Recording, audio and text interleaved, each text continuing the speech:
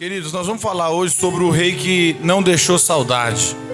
O irmão fez a leitura aqui bem extensiva e eu vou tentar, com a ajuda de Deus, ministrar essa palavra em primeiro lugar no meu coração e no coração dos irmãos que ouvem, que nós possamos subtrair dessa história lições para que nós não possamos, em hipótese alguma, fazer na nossa vida, amém? Abra comigo a sua Bíblia então, 2 Crônica, capítulo de número 21. Glória a Deus. Eu estou estudando o Antigo Testamento na minha Bíblia King James e eu tenho aprendido muito no particular com Deus lendo a Bíblia. Todo dia pela manhã eu ouço a voz do Espírito Santo falar no meu coração, coisa tremenda, quando é o crente que vai ler a Bíblia por prazer, por ouvir a voz de Deus e também para ter conhecimento, que é necessário para todos nós aqui, amém? 2 Crônica, capítulo 21, diz assim o texto que nós já lemos: repousou Josafá com seus antepassados e foi sepultado junto aos reis da cidade de Davi, e Jeorão, seu filho, foi proclamado rei em seu lugar. Irmãos, nós precisamos parar para analisar esse primeiro versículo aqui, que esse rei Josafá aqui, ele era crente. Ele é um dos reis que tem uma história mais bonita do reino do sul, do reino de Jerusalém, porque tinha duas capitais, Samaria e Jerusalém, reino do norte e reino do sul. E a gente vai perceber que Josafá, ele era um rei de caráter, ele não foi perfeito, mas ele é considerado um rei que executou o seu reinado com temor a Deus. Errou algumas vezes, mas na grande maioria das vezes, o rei Josafá acertou. E quem já leu a Bíblia, e se você for ver os capítulos anteriores, você vai ver que ele fez muita coisa boa, realizou grandes obras, fez algumas reformas, e a gente vai perceber que Deus era na vida dele. Então a primeira coisa que eu quero que os irmãos entendam, que esse filho aqui, ele aprendeu com o pai dele. Ele teve exemplo dentro da casa dele de o que é ouvir a voz de Deus, o que é estar na posição de Deus para poder governar, para poder liderar uma nação. Então, quando a gente vai ver a história do filho, a gente já automaticamente, algumas vezes, pré-julga o pai. Não é assim? Quando a gente olha para um filho aí de qualquer jeito na rua, às vezes a gente equivoca, erra muito em dizer, pô, mas e o pai desse menino, a mãe?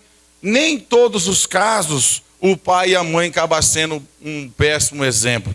Isso não se aplica na maioria das vezes. E a gente vai perceber que, infelizmente, embora ele tenha um bom exemplo dentro da sua casa, o seu avô era crente e foi rei, ele viu como é que Asa, pai de Josafá, governou, depois vem Josafá, realiza grandes obras para Deus, e ele assistindo tudo isso, porque ele era o primogênito. Quem acompanhou a leitura, e você vai ver comigo, ele era o primogênito, ele tinha tudo, meus irmãos, para dar sequência nesse reinado, e fazer uma grande obra no seu país, e desenvolver um grande reinado. Mas aqui vem a primeira pergunta: nem todas as pessoas estão preparadas para obter poder, promoção.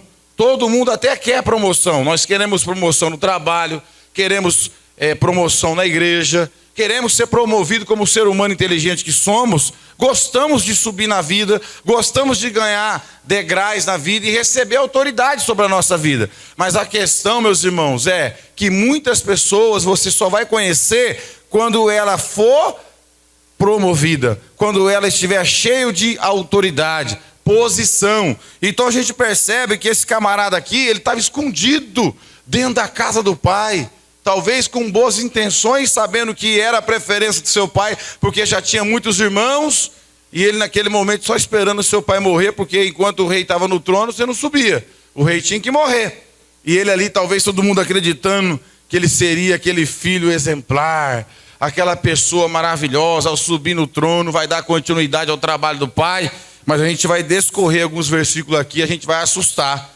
E aqui fica a primeira pergunta: nunca queira ser promovido sem antes você estar preparado, sem antes o seu coração estiver alinhado com Deus. Porque tem pessoas, meu irmão Márcio, a gente até conhece, que um dia estava lá na parte da produção com a gente trabalhando, recebe uma promoção, troca de camisa, troca de patente, melhora o salário, começa a pisar nos amigos, começa a esquecer os amigos, tem um comportamento esquisito, estranho.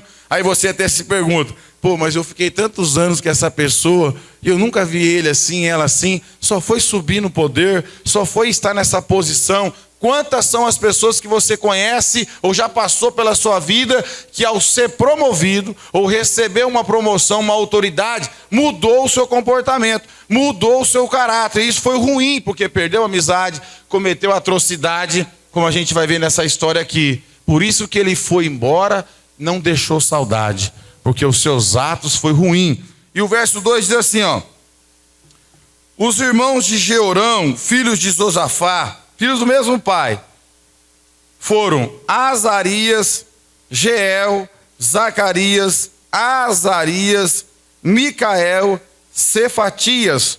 Todos eles foram filhos de Josafá, rei de Judá, isto é, de todo Israel. Seu pai deu-lhe muitos presentes de ouro, prata e objetos de valor, até cidades fortificadas em Judá. Porém, o reino concedeu a Jeorão, por seu primogênito dos seus filhos mais velhos. Então percebe que o rei, percebendo que já ia morrer, ele teve muita sabedoria, para não causar uma disputa desleal entre os irmãos. Esse rei aqui aprendeu muito com o pai dele, Asa. Ele tinha a presença de Deus na vida dele, e era um reinado muito rico, de muitas posses, muito ouro, muita prata, muitos objetos de valor, cidades fortificadas que pertenciam ao rei. O que ele fez antes de morrer? Chama todos os filhos e começa a abençoar um a cada um por vez. Você ganha isso, você ganha aquilo, para que ninguém reclamasse, para que todos tivessem uma vida bem sucedida. Todos receberam o presente, você acabou de ler comigo aqui. E quem aqui não gosta de receber herança, irmão? Quem aqui não gosta de ser chamado pelo seu pai e falar, ó, vai ficar aqui, ó, essa fazenda para você, esses 2 carros para o seu irmão, isso aqui não sei para outro. Todo mundo gosta de receber presente. Quem aqui não gosta de receber presente? Percebe que o rei foi inteligente. Ele falou, vou presentear, vou abençoar, vou repartir tudo que Deus me deu, para que os meus filhos, penso eu no meu entendimento aqui, não se mate por causa de bens, não se destrua por causa de posse. E hoje, para nossa infelicidade, os noticiários sempre dão informação para nós, irmão matando irmão por causa de herança, família se matando a bala, a facada, por causa de bens materiais. Não tem estrutura para repartir, tem que entrar uma ordem judicial. Agora aqui a gente percebe que o rei Josafá, percebendo todo esse problema, ele já reparte, só que porém, ele deixa o reinado para o mais velho, que era uma tradição já judaica. O mais velho tinha a porção dobrada, ele assumia a posição na casa do pai quando o pai viesse a falecer, ele tinha essa responsabilidade de conduzir a família. Mas esse camarada aqui recebeu o de mais importante, a cadeira mais importante do seu país ficou para ele, o reinado ficou para ele. Foi repartido os bens, e aí a gente vai ver o que ele fez. A gente vai ver o que o poder fez ele realizar. A capacidade ruim que ele teve ao olhar para a cadeira e, poxa, eu que estou sentado aqui agora, meu pai já não está aqui, vou fazer o que eu quero, vou tomar as decisões sozinho. E aqui está o problema, meus irmãos, de muitas pessoas, quando chegam no poder, não procura conselhos, não ouve as pessoas mais velhas. E a gente vai ver que triste notícia que a Bíblia vai dar aqui, ó, verso 4. Assim tendo Jeorão assumido o reino do seu pai, e havendo-se armado, fortalecido, matou todos os seus irmãos à espada, como também algum dos príncipes de Israel. Olha que cara tenebroso, maldoso, sem nenhum caráter em relação, inclusive, aos seus irmãos. Percebe, meus irmãos, que assim que ele está no poder, ele vê tudo fortificado, está do meu jeito. Agora é a hora. Meu pai não está presente. Quem sabe quantos anos de convivência com os irmãos. Ele era o mais velho. Brincou muitas vezes com os irmãos. Passeou, se alimentou. Teve muitos ensinamentos do avô e do pai. Mas o poder subiu para a cabeça de uma tal forma que ele já começa infringindo a lei. Infringindo o decálogo, os 10 mandamentos que o pai dele ensinou. Porque se você prestar atenção, toda a família judaica, desde os tempos de Moisés, eles ensinavam os seus filhos em casa acerca da lei do Senhor. Após a saída do Egito, era como um termo de obrigação. Cada pai, cada família conduziu seus filhos ao conhecimento da Torá, da lei. E além da lei estava o decálogo, os 10 mandamentos. E lá entre os 10 mandamentos tem um muito importante, todos são, mas esse aqui eu considero muito importante. Está escrito: não matarás. O crime de homicídio, ele é terrível, irmão. Ele tira a vida de alguém, deixa pessoas enlutadas. É algo terrível que acontece, que não tem volta. Alguns tipos de crime que você faz, você consegue até, de uma certa forma, reparar. Mas eu pergunto para os irmãos: tem como reparar um assassinato? Tem como reparar uma vida tirada? Agora percebe aqui a crueldade desse rei, irmão mais velho, assumiu o trono. Ele pega e manda matar todos os seus irmãos de uma só vez, infligindo o mandamento de Deus. Naquele momento o céu viu, os anjos viu, todo Judá ficou sabendo daquela situação, talvez por uma calúnia, talvez ele manipulou uma situação e mandou matar todos os seus irmãos. Um crime terrível. O poder subiu para a cabeça. Ele se esqueceu de Deus, se esqueceu do seu pai, se esqueceu de quem eram os seus irmãos e pensou só nele. E tem muita gente assim. A primeira aplicação é essa: cuidado com o poder, cuidado com a promoção, cuidado, porque você pode subir, mas quando você está lá no topo, não se esqueça que os seus atos serão contados, as suas atitudes serão vistas, e se nós não tomar cuidado, a gente vai produzir morte e não vai produzir vida. Aqui nesse texto, foi literalmente a vida que ele realmente tirou dos seus irmãos. Mas trazendo para os dias de hoje, uma pessoa que tem autoridade na casa, um pai tem autoridade, tem poder dentro de uma casa. Uma mãe tem autoridade, tem poder dentro de uma casa. E se essas pessoas que têm poder e autoridade, um pastor tem poder e autoridade, obreiros têm poder e autoridade, e se essa autoridade não for desenvolvida com amor e sabedoria, você vai produzir morte.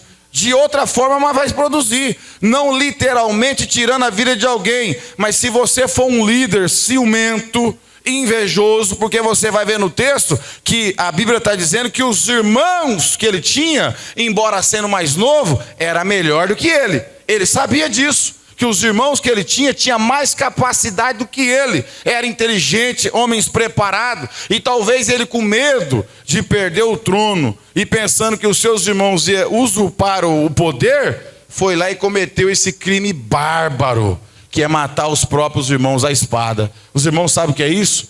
Geralmente quando se matava assim, era tudo na covardia. Não dava tempo de você falar nada, de repente chegava soldado, já te segurava e você morria na espada. Era uma morte cruel. É a mesma coisa quando você assiste filme medieval, quando alguém morria na espada, era terrível de assistir aquilo.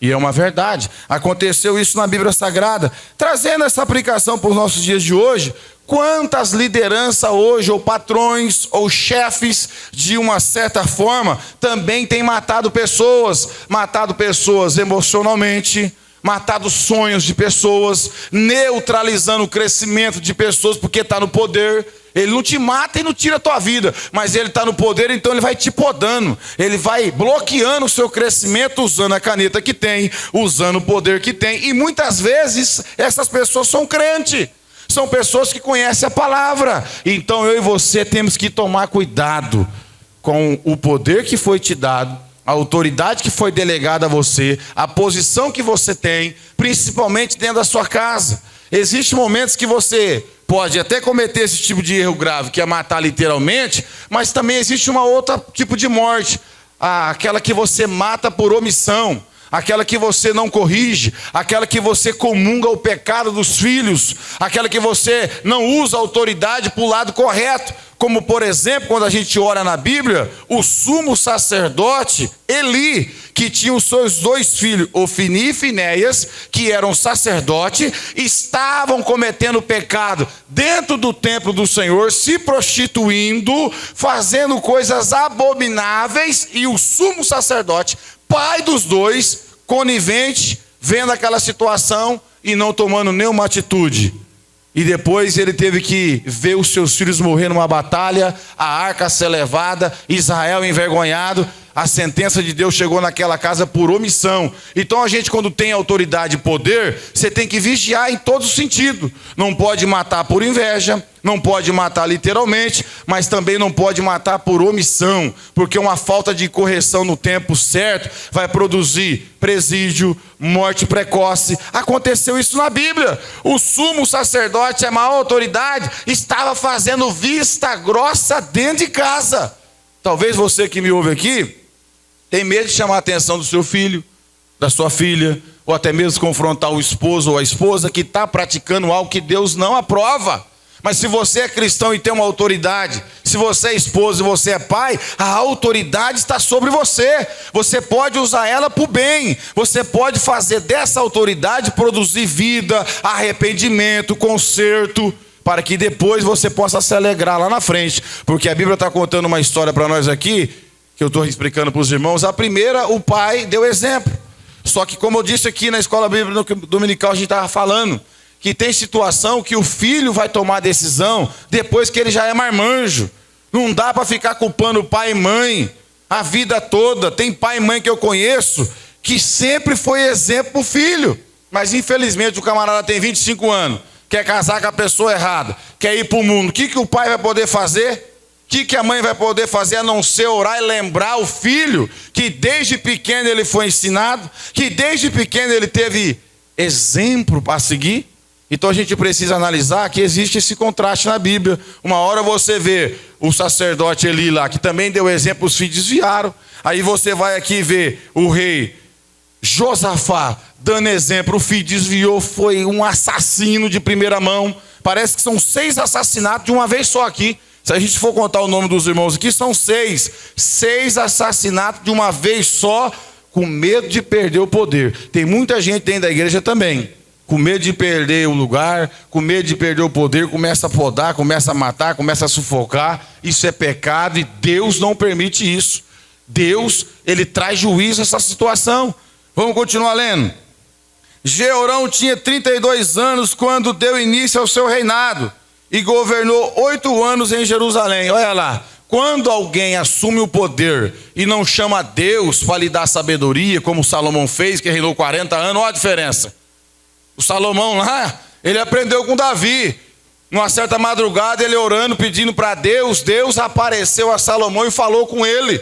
E ele sugeriu, pede o que quiser que eu te darei. Salomão, Senhor, que o Senhor me dê sabedoria para governar o povo de Israel. Isso caiu como algo tremendo nos olhos de Deus. Deus falou, já que você pediu sabedoria, ninguém vai ser mais sábio que você e também ninguém vai ser rico como você. Deus abençoou ele porque ele começou o reinado na oração. Ele começou a usar o poder na oração e pediu sabedoria para Deus. Diferente desse aqui, que subiu no trono, o primeiro objetivo dele era matar, assassinar. Tem gente assim, irmão, infelizmente, sobe para a cabeça rápido. Não está preparado para estar em nenhuma posição na vida, porque sempre vai querer humilhar o seu próximo. Então nós estamos aprendendo para tomar cuidado com o poder, com a posição que Deus te elevou. Vigia, porque o diabo é astuto. Ele assopra esse orgulho no nosso coração, ele assopra essa soberba da nossa vida, para a gente achar que agora ninguém pode vencer a gente, que ninguém pode comigo, que ninguém pode com você. E é mentira. Ele começou a reinar com 32 anos, e reinou apenas 8 anos. E a gente vai ver como é que foi o reinado dele. A ira de Deus desceu, meu irmão, no reinado desse homem. Vamos ver. Ele seguiu o caminho dos reis de Israel, como fazia a família de Acabe, porque era casado com a filha de Acabe, e fazia o que era mal diante dos olhos do Senhor, ou Iavé. Presta atenção que esse camarada foi fazer aqui. Quando a Bíblia está mencionando a casa de Acabe, está falando uma casa de pecadores, que não tem princípio, que perdeu a moral, porque você deve lembrar que Acabe era casado com Jezabel. Jezabel é a mulher mais terrível que a Bíblia apresenta. Ele foi ter como sogra Jezabel. Além dele ser assassino, ele não sabe escolher, irmão.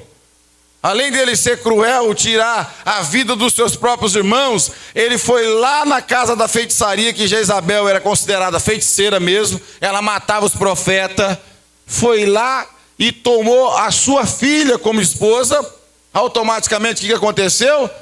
A sogra dele era a pior influência da sua época. Aqui também fica um aprendizado. Vocês que não casaram ainda, cuidado. Ore a Deus para fazer a escolha. Não vai pulando em qualquer barco que passa na sua frente. Olhe os princípios, vê a origem da família, vê a pessoa, analisa. Veja se está na presença de Deus. Não faça escolhas erradas, porque agora dentro do casamento desse jovem aqui, que já começou tudo errado, ele tem a pior influência do Antigo Testamento, que é Jezabel. Aquela que corrompe o profeta. Aquela que compra o seu caráter para você negar a Deus. E ele fez isso, começou tudo errado. E aqui a gente vai aprendendo. Toma cuidado nas suas escolhas. Porque Deus, depois que ele já preparou Eva para Adão, e Adão jogou a culpa em Deus, eu acredito que Deus dá sabedoria para você escolher. Mas Deus não arruma ninguém para ninguém. Viu? Eu não consigo ver isso, principalmente no Novo Testamento. É muito fácil pegar e falar assim: foi a mulher que tu me deste. Aí amanhã acontece uma tragédia, você vai culpar quem? Quem te deu a mulher. Deus te dá sabedoria e inteligência para você escolher o varão e escolher a mulher. Porque hoje está cheio de gente que diz aí: foi Deus que me deu esse varão. Aí o varão amanhã começa a dar umas pancadinhas no óculos dela, ela começa a falar: mas foi Deus que me deu.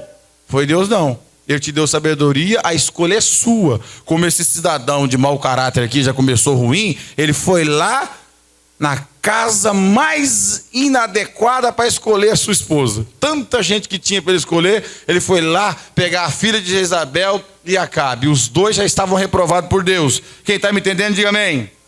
É um conselho, irmão. A escolha é nossa. Verso de número 7. Porém, o Senhor decidiu não destruir a dinastia de Davi, e isso por causa da aliança que havia estabelecido com ele, porque havia prometido manter uma chama acesa para sempre entre os seus descendentes. Ou seja, a ira de Deus foi tão grande que por causa de uma promessa que Deus tinha com a linhagem de Davi, ele não fulminou toda essa família aqui. Veja como Deus é fiel nos seus pactos, nas suas alianças. Por amor a Davi, ele não destruiu toda essa descendência de Jeorão, mas o Senhor se manifestou. Verso de número 8. Nos dias de Jeorão, os edomitas se revoltaram contra o domínio de Judá e constituíram um rei para si. Por que isso aqui, meus irmãos?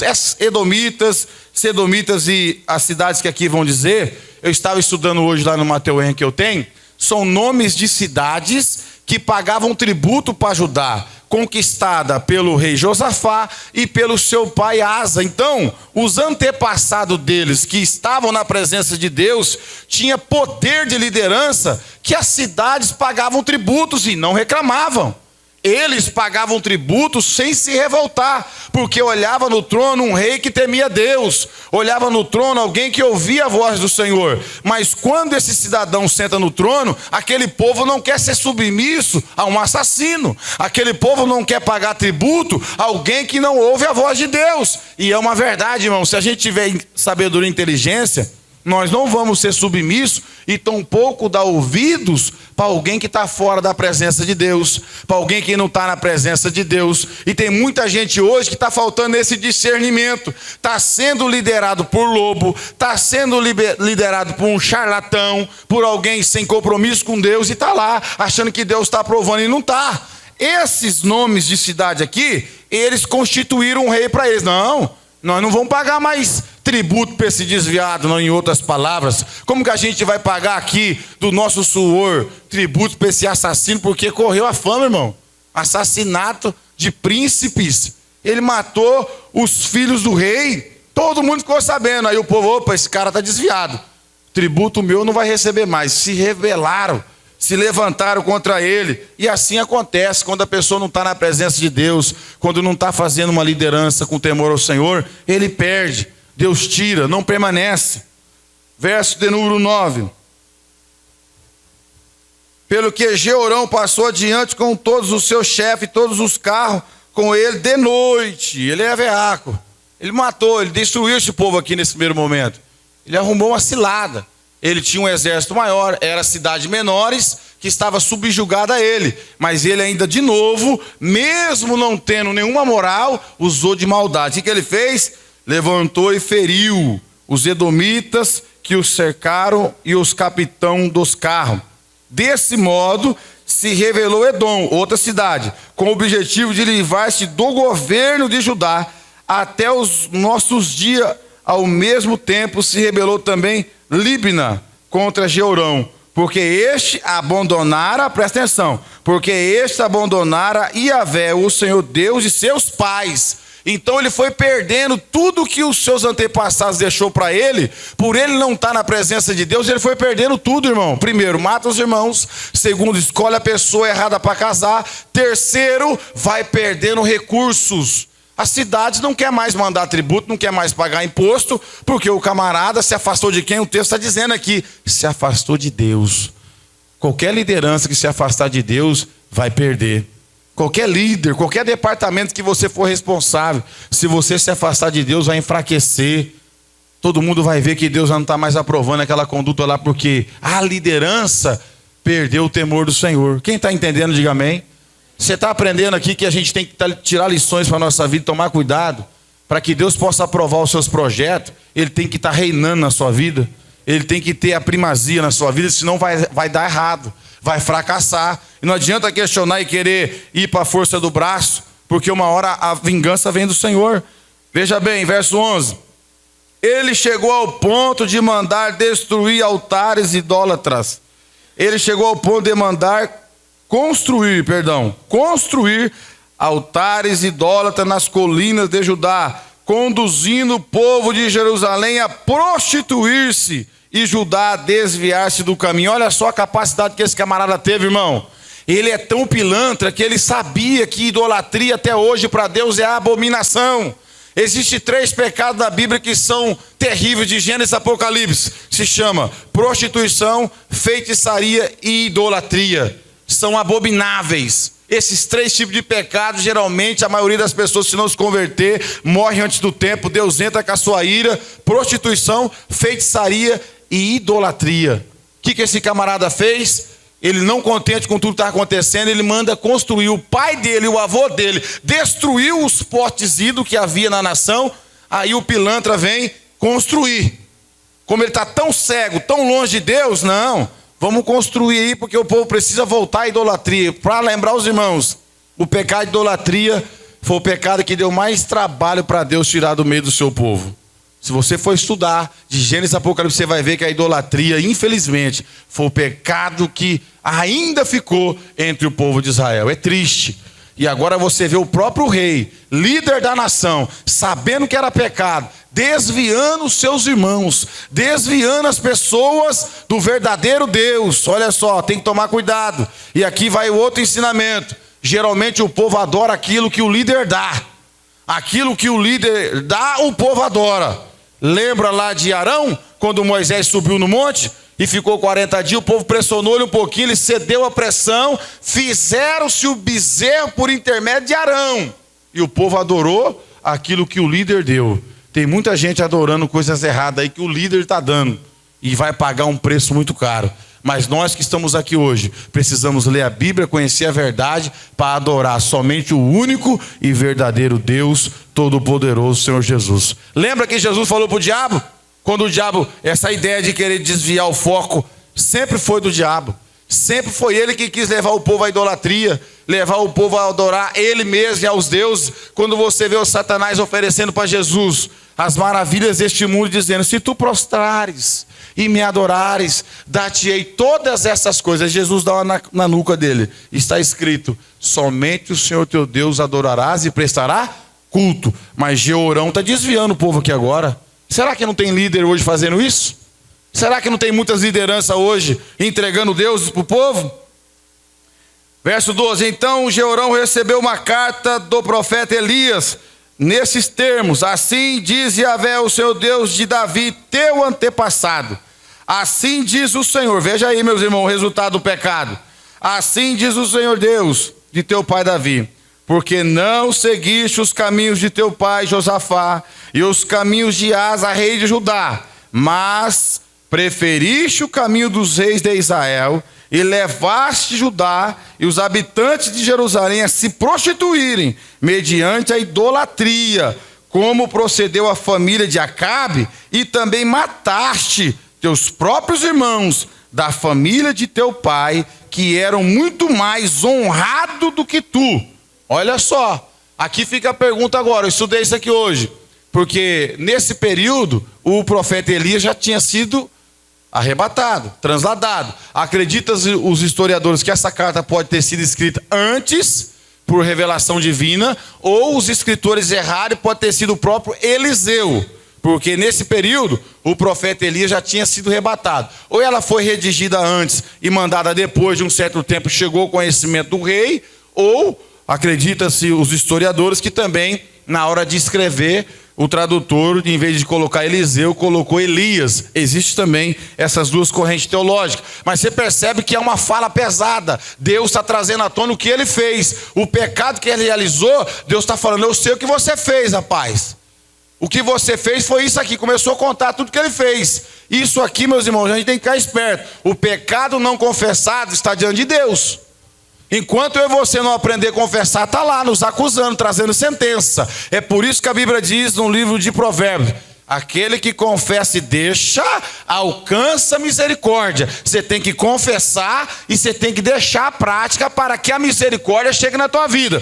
Agora esse cidadão nem confessou e nem deixou. Vamos ver o que aconteceu com ele? Você percebe que Deus esclareceu o que ele estava fazendo. Portanto, Yahvé, o Senhor, mandará uma terrível praga sobre o teu povo, teus filhos, tuas mulheres e todos os teus bens, e terás uma grave enfermidade, isto é, um tumor no ventre, que irá crescer e piorar, até que teus intestinos vazem do corpo. Meu irmão, quem está me ouvindo? O pecado tem o seu preço. Pode ser gostoso no momento, pode trazer fama no momento, mas ele tem seu preço e é muito caro. E a gente percebe aqui que a ira de Deus desceu avisando de que forma ele ia sofrer, de que forma a ira de Deus ia pegar ele do lado de dentro, irmão. E a gente sabe que tipo de enfermidade é essa hoje. No meu modo de pensar, era um câncer no seu intestino incurável, desses malignos que come muita coisa durante o dia. E a gente vai ver o que aconteceu. Verso 16. Então o Senhor despertou a ira dos filisteus e dos árabes, que habitam próximo aos etíopes, contra Jeorão. Olha a capacidade que Deus tem. Você, em vez de desfrutar a liderança em paz, você preferiu pecar, você preferiu assassinar, você preferiu fazer alianças erradas, você preferiu fazer o povo desviar. Vou levantar aqui, ó, aqueles que tiveram paz com os seus antepassados, agora vai ser teus inimigos. Os seus antepassados estavam na minha presença, os seus vizinhos tiveram paz com ele. Agora os teus vizinhos vão ser teus inimigos. Deus tem essa capacidade. E Deus fez isso, permitiu isso. E a gente vai ver. Então atacaram Judá e saquearam, levaram todos os bens que se encontraram no palácio real, e também seus filhos e mulheres, de modo que nenhum filho restou, senão Acasias, o mais novo. Deixa eu explicar. Essa invasão aqui, quem sofreu a penalidade foi a casa real. Tudo que ele tinha foi levado. E a maioria dos reis, infelizmente, seguiu os caminhos de Lameque. Eles tinham várias mulheres. E o texto está dizendo para nós que o inimigo entrou, saqueou toda a sua riqueza, levou cativo as suas esposas e os seus filhos, mataram quase todos. Por causa da promessa, só sobrou um. E se você entrar no capítulo 22, você vai ver que os seus filhos foram assassinados e ele continuava vivo. Ei, ele continuava vivo. Ele perdeu as esposas, perdeu os filhos, ficou com essa enfermidade terrível, vivo, sabendo o que estava acontecendo com a sua família pobre. É um dos reis de Israel que ficou doente e pobre, porque você vai ler comigo, e eu estudei isso aqui hoje, em um dos maiores historiadores que você pode comprar um dia, se chama Mateus Henry. Ele ficou doente, sabendo que os filhos foram assassinados, sobrou só um, as esposas ficaram de concubina lá, e ainda ficou pobre, porque decidiu reinar sem Deus. Decidiu fazer as coisas sem consultar o Senhor, irmão. Isso é um perigo. Vamos ver aqui o verso 19, é o 18. 18. Depois de todos esses acontecimentos, o Senhor feriu nas suas entranhas com enfermidade incurável. Irmão, não adianta querer fugir de Deus, desobedecer a Deus, não. Aí as pessoas vão falar, pastor, mas o senhor está no Velho Testamento. Tá bom, só que a Bíblia fala que o caráter de Deus é imutável. A Bíblia fala que Deus não muda e não sofre variação de mudança. Aí eu vou te dar um outro detalhe. Aqui ele fez um monte de barbaridade e perdeu a sua vida. No Novo Testamento tem alguém que morreu fazendo alguma coisa que não agradava a Deus? Tem ou não? Tem. Ananias e Safira, dentro da igreja, havia o hábito de vender as propriedades e colocar nos pés dos apóstolos. Eles mentiram, venderam, esconderam parte daquela venda e mentiram diante de Pedro e o Espírito Santo. Na era da graça, Jesus já tinha subido, o Espírito Santo já tinha descido. Morreram por causa de uma mentira, irmão. Fulminado. Primeiro morre ela, depois morre o esposo. Ou ele morre primeiro e depois morre ela. Rapidamente, por causa de mentira. Então, nós temos que analisar a Deus no seu contexto geral. Hoje, claro que Jesus, com sua misericórdia, quando você se arrepende, ele entra na sua frente. Fala, não, pai, aqui o furo. Eu morri por ele. Eu morri por ela, mas você tem que se humilhar. Quem está me entendendo? Uma enfermidade incurável, verso 19. E aumentando esse dia após dia, o final de 2 anos. Irmão, a enfermidade durou 2 anos. Ele morreu de uma forma cruel, porque Deus estava trazendo justiça aos pecados que ele havia cometido. Lembra lá os seus irmãos que morreram precoce? Que não puderam criar seus filhos? Lembra lá a quantidade de pessoas desviadas? Lembra lá a aliança que ele fez com Acabe, tendo Jezabel como sogra? Deus desceu com a sua ira. Verso 19. E aumentando esses dias após dia, ao final de 2 anos, saíram ao intestino devido à gravidade da doença. E Jeorão morreu em meio a terrível dores e muita agonia. Seu povo não acendeu nenhuma fogueira em sua homenagem, como era tradição, e haviam feito para os seus antepassados. Ou seja, alguém que está indo embora sem deixar saudade. Alguém que tem uma história que ninguém quer se lembrar. E aqui vai um pontinho de interrogação.